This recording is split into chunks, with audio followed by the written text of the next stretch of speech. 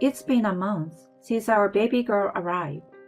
At a family gathering, out of the blue, my husband stood up and said something crazy. Hey everyone, I've got some news. Sadly, we are getting a divorce. Our parents and his sister were totally blindsided. And so was I. Hold on. What's this about? I burst out, clutching our baby, my voice shaking. He pointed right at me and said, She's the reason. She's been seeing someone else behind my back. This came out of nowhere. His folks shot me a look of disbelief. Jumping to my defense, I shot back, I've never cheated on you. With this smirky expression, my husband took out an envelope. I had my suspicions, so I got a DNA test for our baby. The results are right here. This baby isn't mine. She stepped out on our marriage, so we're done. The report he flashed read, Parent-child relationship, not confirmed. Every set of eyes turned to me. Their faces pale. I was at my wit's end. How could he do this to me in front of everyone? But I thought, I've got something for you. Just you wait. His big plan was about to blow up in his face. My name is Janet. I'm a 28-year-old working mom. After college, I got a job at my dream publishing house. They put me on their women's magazine team, and I gave it my all. Years went by, and it hit me. I hadn't dated anyone in over half a decade. Friends and colleagues nagged me to shake things up. So I tried out a speed dating event. That's where I met Simon, my future husband. Everyone wanted to talk with him that evening because he was tall and dressed sharp. But for some reason, after chatting with me, he liked me. We hit it off and exchanged numbers. Things took off from there, and after a year, he proposed to me. Janet, will you marry me? Let's make this last forever. Oh, Simon, this means everything. He was your typical office guy at a mid-sized company. Truth be told, my paycheck was bigger than his since I was with a big company. But hey, it didn't faze me. I felt we had the right stuff to make it work. Meeting my parents to talk marriage, they were all in. Over at Simon's place, his parents got all teary-eyed and gushed. Simon struck gold with you. We were totally on board with the wedding. Janet, look out for Simon, okay? His sister, who's big into sports and teaches PE, cracked up and said, My baby brother can be a handful, but you've got this. It felt great to see his family was so happy and supportive. Fast forward, Simon and I got married, and our journey as a married couple began. Married life was pretty good. I was putting in some serious hours at work, but Simon was on top of things at home. On weekends, we either hit the town or made something in the kitchen, just enjoying each other. And as you'd guess with any new couple, things were sizzling in the romance department. A year of this, and something nice happened. I was expecting. Simon, I think we are pregnant. For real? That's amazing. Both our families were over the moon, and it was nothing but happiness all around. But then, morning sickness hit me like a freight train. It was like being stuck on a rocky boat all day long, with me getting sick even when there was nothing left. I couldn't go to work, so I filled in my boss and decided to stay home until I felt better. Good thing my boss, who'd been through the whole baby thing herself, totally got it. But with me around the house more, Simon started getting a bit weird. So, you're handling things at home now, right?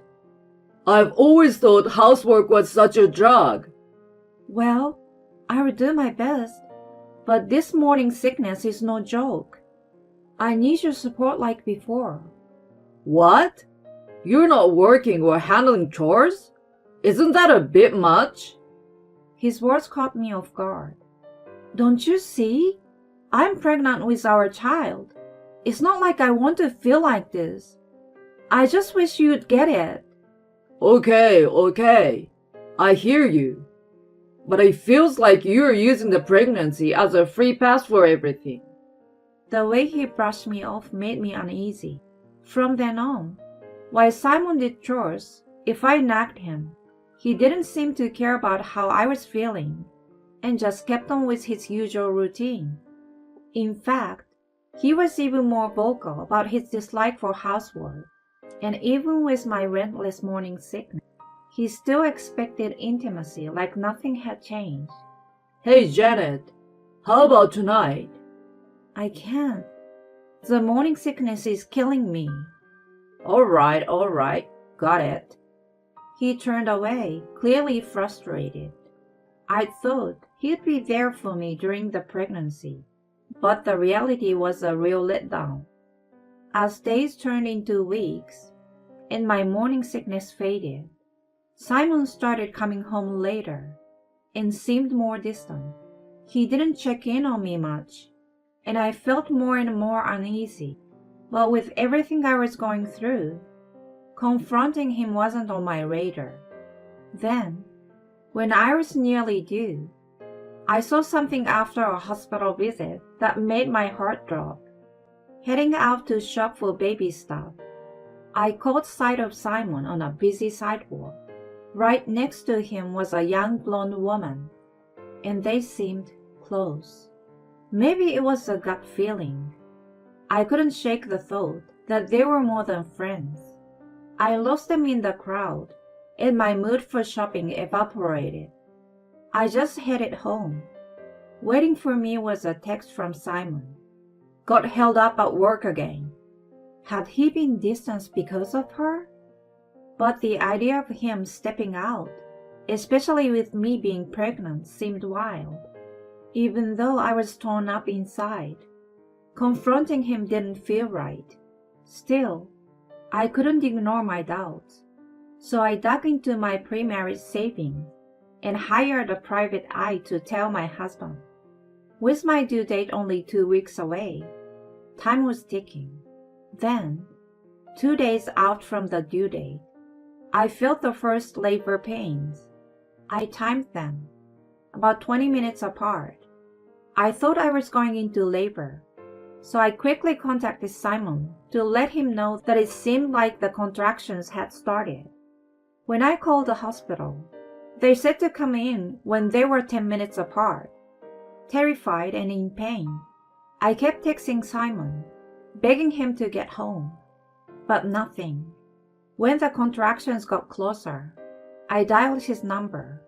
What do you want? He sounded irritated. I've been texting. I'm in labor. Can you take me to the hospital? Pushing through the pain, I shouted. His answer was unbelievable. Can't do it. Swamped with work. Grab a cab. Are you serious? Your wife is having a baby here. Sorry, but look, I will swing by the hospital later. Just hold on until then. He hung up, sounding totally nonchalant. With no other choice, I called a cab and let my folks know, heading off to the hospital. I'd been in labor for hours, but Simon was nowhere to be found at the hospital. My mom, who'd gotten there before him, tried to ease my pain by rubbing my back.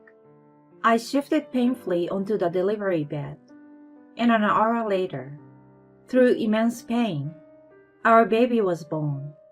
Just as I heard her first cries, Simon walked in. She's here?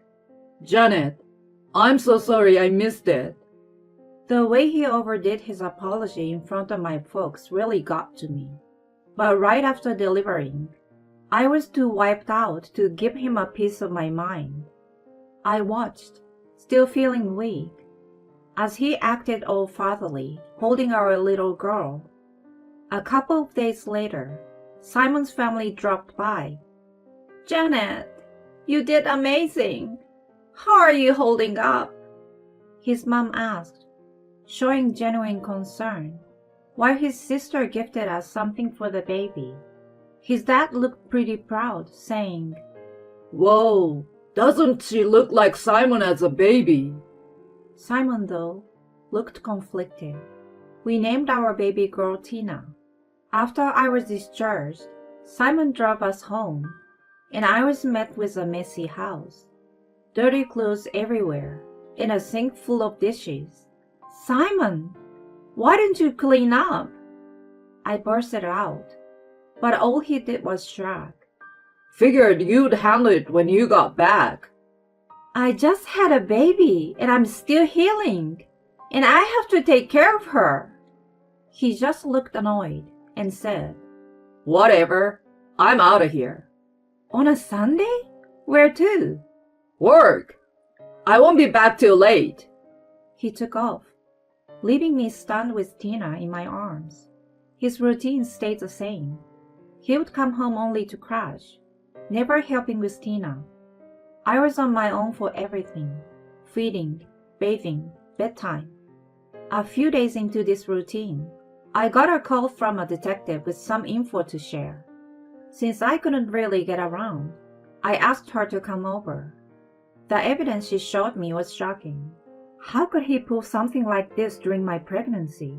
That evening, I did something to the unsuspecting sleeping Simon. Luckily, he didn't notice a thing. A month after Tina's arrival, we threw a little get-together. We got food and spruced up the living room a bit. Both our parents came over, totally taken by Tina. As we took some photos, our folks showered her with affection. Simon's sister showed up a bit late. Just as we were about to eat, Simon stood up. Hey everyone, I've got some news. Sadly, we're getting a divorce. Everyone, including his sister, was dumbfounded. So was I. Hold on, what's this about? I managed to ask, clutching Tina. Simon pointed right at me. She's the reason. She has been seeing someone else behind my back. My parents shot me a shocked look as he said this. I shot back immediately. I've never cheated on you. Grinning, he pulled out an envelope. I had my doubts, so I got a DNA test. This kid? She's not mine. She cheated, so we are splitting up. The report he waved around read, Parent-child relationship denied. Everyone's eyes were on me, disbelief all around. That was it. Enough was enough. He wanted to play this game in front of our families? Come on. Janet, is Tina really not Simon's? His dad asked, clearly upset. Come on, Janet. Be straight with us. My parents started, but I quickly pulled out the paper. Please, everyone, look here. This is a real DNA result for Simon and Tina. And there it was in black and white. A 99.9999% parent-child match. Everyone in the room was stunned by what had just been revealed. Simon, clearly freaking out, exclaimed, What the heck is that? I never provided any sample. It's gotta be fake. I swabbed your mouse while you were sleeping. The result clearly matched you. But hey, if you're doubting it, let's do another test right here, right now. Simon, after being lost for words, spat out. Why even get a DNA test? You thought so too, right? That Tina was from another man. Just listen for a sec, I said, hitting the play button on my voice recorder. What played next was a conversation between Simon and some other woman. Nellie, once the divorce is final, you and me, we're gonna be together. Really, Simon? Even with your wife having a baby and all? Is that cool? Came her reply. I've got a plan. I'm going to make it look like she's the one who cheated. I will pay some random guy for a DNA sample. Once I have the result, I will divorce her and get some cash. Genius, Simon! We'll need that money to start fresh. The silence followed the playback. I can't even. His dad began, visibly shaken, while his mom looked pale. I spread out some photos for everyone to see. Shot of Simon and Nellie going into a hotel. As you can see, he's been sneaking around with a coworker, even while I was pregnant. I had a PI collect all of this. I lit out. You knew? Simon cried out. I fixed him with a glare. Of course I knew. The only cheater here is you, jerk. And just when he looked totally lost, my sister-in-law, the athletic type, jumped up and punched him in the face. Seriously, sis? Guess you forgot about my black belt, huh? What the heck were you thinking? Say you're sorry to Janet and to her mom and dad, right now. She punched him again, forcing him to apologize, while both our families looked on in shock. Out of breath, he stammered. Janet, I messed up, big time. But I swear I do love you. Please, give me another chance. Taking a moment, I said, who in their right mind would forgive a guy who cheats and then makes such a sick plan? We are done. Just pay up and get out of my life, loser. Please. His parents kept apologizing over and over to me and my fault. My sister-in-law yanked him out of the room, collar in hand. After that, our divorce went through, with Simon's bank account taking the biggest hit. We settled on a monthly child support deal. I made sure to send evidence of Simon's affair to his and Nellie's employers. Word got around their company fast, which led to her quitting, and Simon getting demoted. He became infamous as the guy who stepped out on his pregnant wife, but he was stuck working there to cover the child support. His family apologized non-stop and said they were cutting ties with him. With his family, his reputation, and his savings all gone, Simon is now slugging it out in his own personal nightmare. And honestly, I couldn't care less. He's getting what he deserves. As for me, I've been living it up, raising Tina near my parents. They've been a huge help with her, and I'm thinking of jumping back into work soon. From here on out, it's all about enjoying the little moments with Tina and living my best life.